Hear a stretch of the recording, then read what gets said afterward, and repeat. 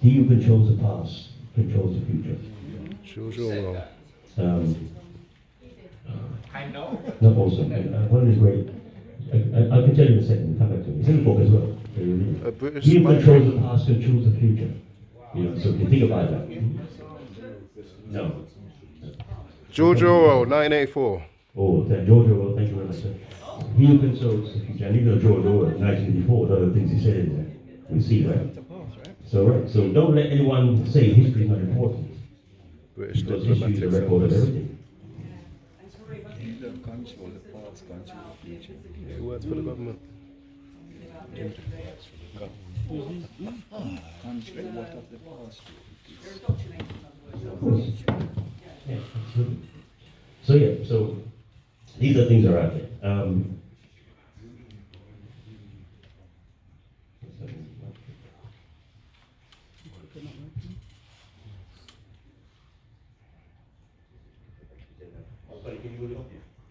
Thank you.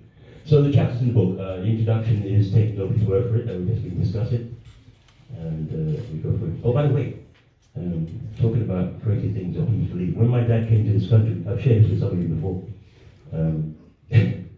Ignorance is not bliss. You know, honestly, it's not. I think Socrates and Plato, they say that it's better to be unborn than to be ignorant.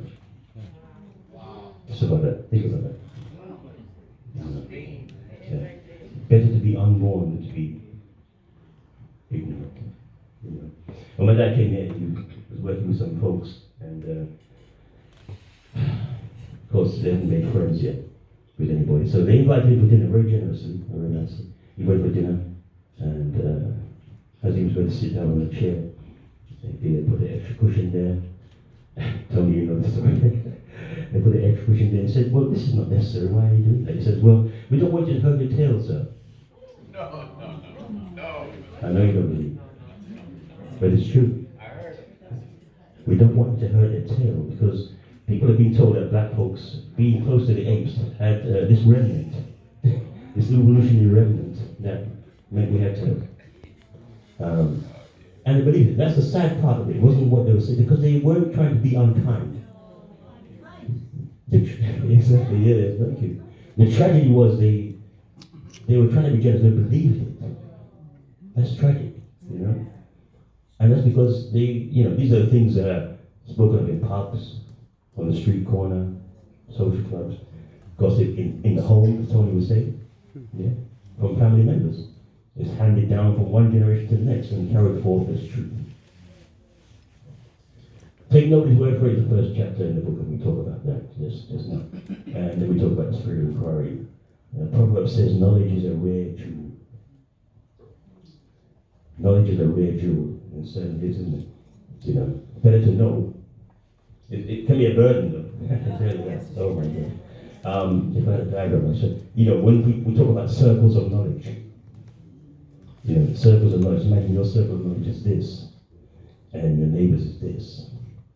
That means everything inside of their little small circle is all they know. And anything outside of that is, to them, is ridiculous. So, this idea that knowledge is a rare jewel is emancipating. You know, it's to be free to have the knowledge to be able to challenge stuff. If you don't know something, it's not you can't be blamed for what you don't know, but at least ask, how, why, when. When you think of children in school, most of your parents, how many of you tell your children, stop asking why, what's it? That is the best question ever. Why? How? You should be encouraging them to do these, to ask these questions. That's how you learn. Otherwise you just become, a receiver of information. Yeah, you can't even call it knowledge, really, can you? Okay, so nothing succeeds like success. I hinted at that earlier on. The idea of seeing success, and what's the outcome when we don't see it? I remember being a young boy and looking on television and couldn't see no black face. Okay, so I'm watching movies and movies set in Egypt. I used to love those movies, those big epics. Ben-Hur, I would be there, I watch it 10 times, 15 times. You know, all those kind of movies, I love that. You know, the greatest story ever told. And then I said to myself one day, well, where are the black people? Sorry. You know? You see Richard Burton playing a hero. You know, Jack Hawkins playing Ramesses. And I'm like, what is this? And that was my spiritual inquiry at 8 and 9. Yeah. When I didn't even know I had it. But I was asking those questions and I couldn't find answers, you know, at the time. Eventually I did the first book that I got that illuminated me was Stolen Legacy, George Ian James. Fantastic book. You know when you have this idea in your head and you're looking for something to confirm it? And then I opened this book, and my auntie had the book on the shelf. I saw it there, I thought, what's this? I borrowed it. I think I still have it actually. I think give it back to it. Stolen Legacy, and I opened the pages and it talked about everything that the Greeks took from Egypt. You know that the Greeks, the ancient Greeks, thought of the Ethiopians. Now, Ethiopia is a kind of euphemism for just black folk. Yeah. Because Romans and Greeks didn't really know Africa. They only know the north part of Egypt, Libya, and all the way over to the west with Mauritania, which they named. Yeah, they even named Africa. You know that, right? Really, we shouldn't. Africa is not even Africa. Okay, But that's another story. So, yeah, they didn't know the interior of Africa, just the coastal regions, and the Greeks almost worshipped the Ethiopians. They called them the most pious people in the world, the longest lived. They said that even their gods, Zeus and Apollo and all of these guys, used to dine with the Ethiopians. Why? Because they were blameless. Have you ever turned into the blameless Ethiopians? Yeah. So that is how much the Greeks revered the Ethiopians. And that's why when they got to study in Egypt, you know, all of their scholars studied in Egypt. Doesn't matter where they are, they all studied in Egypt. And then adopting what they learned there becomes Greek. But then it takes on another manifestation. When things become Greek, they become a little bit muddied. Yeah, so it doesn't have its original, meanings. So what we're talking about, nothing seems like success. Visualizing someone looks like you doing something that you're not supposed to be able to do. You know, not just dancing and singing or playing sports, both of which I love, by the way. But there's a time and place for everything, right? We're not just singers, we're not just footballers and sportsmen.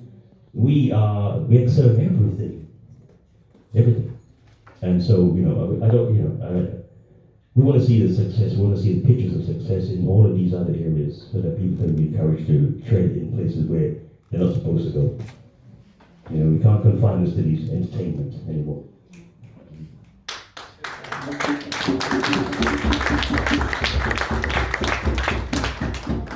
Chapter 3 is the trouble with saints. It talks about Abraham Lincoln, liberation and the limits of progress. Abraham Lincoln is called the great emancipator. And so he gets credit for, freeing the slaves and so on. But I kind of challenge this because I'm saying, well, hold on a minute. Let me ask you, when did resistance to slavery begin? Africa. Yeah, at the point of capture, right? Yeah, of course. So Lincoln did something he didn't want to do. If you read the histories and you look at Lincoln, he said, if I didn't have to free the slaves, I wouldn't, because he wanted to preserve the Union, keep the North and the South together. He wasn't interested really in freeing the slaves. He said it with his own mouth. In fact, he didn't think black people were equal, rather like Thomas Jefferson. He didn't think that they were the equal of, white folks. So he gets the credit for emancipation. Yes, he signed the Emancipation Proclamation eventually. That's how they won the war, by the way. You know that, right? The North and the South. Yeah, 2 million free black men, that were able to join the